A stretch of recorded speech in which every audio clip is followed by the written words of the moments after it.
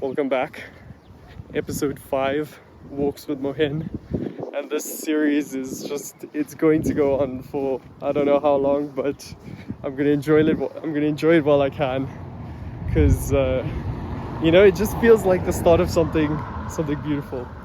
So today I want to speak about self-love, and I'm actually in the process. I've paid a self-love coach, and this is usually a move that I wouldn't take, and I can tell you now that money is completely worth it. It's completely shifted some internal stuff, and whether at the end of this 30 days it changes everything in 30 days, or if it doesn't, I know it will change everything from here on to the end of the days. So I already know there's some value, but let me tell you what I've learned and just the whole experience. So let me start with my journey on how I got myself to the position where I said, okay, this is something I need. And it started off with wanting to work a little bit harder, and I saw a LinkedIn post, and that's crazy that this whole thing starts with a LinkedIn post, but I saw a LinkedIn post, and it was this lady. I think she was a C-suite lady in the US, and in her post it said the piece of advice that she received, or that she would give, is to cut all your decision-making time. Literally just make as many decisions as you possibly can. Well, not as many decisions as you can, but try and make them as quickly as you can and move through them, because people get stuck in this analysis paralysis. So basically I did that. I picked that up, and there was a video that I watched that spoke about intermittent fasting for better productivity. So I literally was like, okay, that's the first decision. Then I sat down after like a day or two of implementing this, and I felt a change. And since I felt that change, I wrote down on a piece of paper all the things that I've been thinking about, all the things that needed to be done. And in doing so, one of the things that was listed was getting my brakes fixed. So I took my car in. It was actually not the brakes that was the issue, but I got the whole thing completely fixed, completely sorted it out, paid the money, moved on. Done in like 2 days. Had to leave it overnight and so on. 2 days.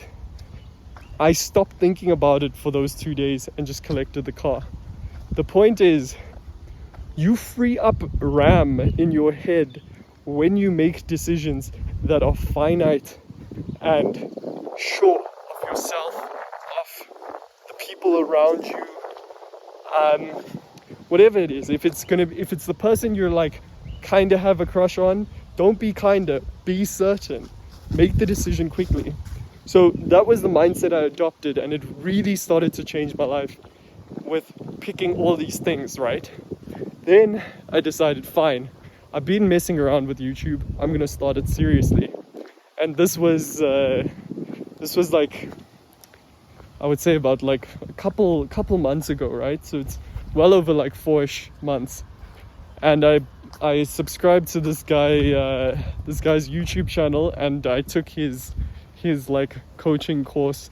Not really coaching, but like I took his course, I signed up to his community, and I just got integrated there. I was surrounded by a bunch of people that all wanted to make a change. And that's when I realized that is the power of buying courses and things. It's not actually, if you're buying an online course and it's just information, where I understand where you're coming from, it's give and take. You can get that for free, you can get that, there's too much information in the world.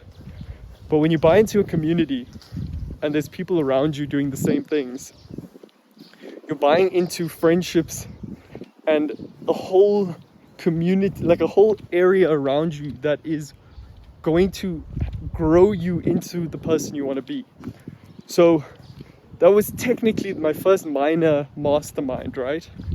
Then I signed up for mastermind on YouTube and coaching, and I started my first like coaching view. So like if you look through the channel, you'll see there's some things where I was trying to be more on the finance coach and whatever. So that was the first step on that journey. Then the second one, I went on a spree just looking at what courses were available and what books were available, and I read through a bunch of them.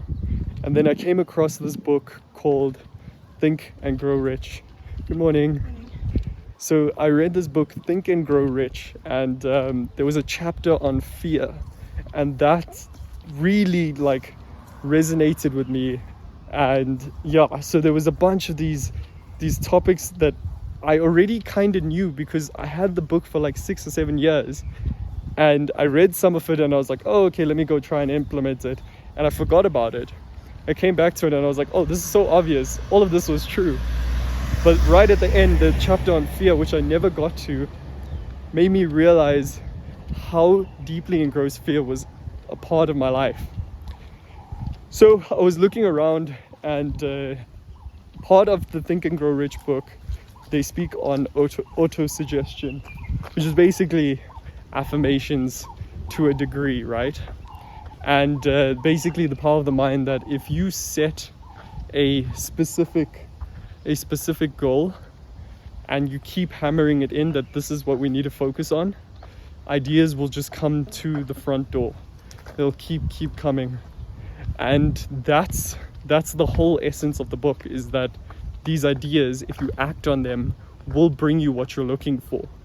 So in acting on them, you really need to like let this digest. So like that's auto-suggestion, powerful thought, right? Now skip past it.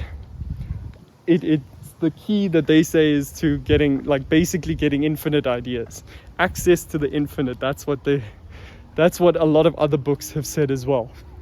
So you have this mind, it spits out every idea possible to get you to a goal. So you set your goal fixated on, I want to make money, I want a partner, I want to overcome this thing. Once you do that, you need to believe, right? And they say through belief, you do the auto-suggestion. You hammer in, I can do this, it is easy, etc. And then the mind will spit the idea, you take the idea, and you act on it. So, from that space, I was looking through like auto-suggestion, and I came across a YouTuber who had a meditation aligned with chakras. So they had it so it wasn't just an affirmation of I am, it was I do, I feel, I love, I understand, I see, and basically channeling the 7 chakras.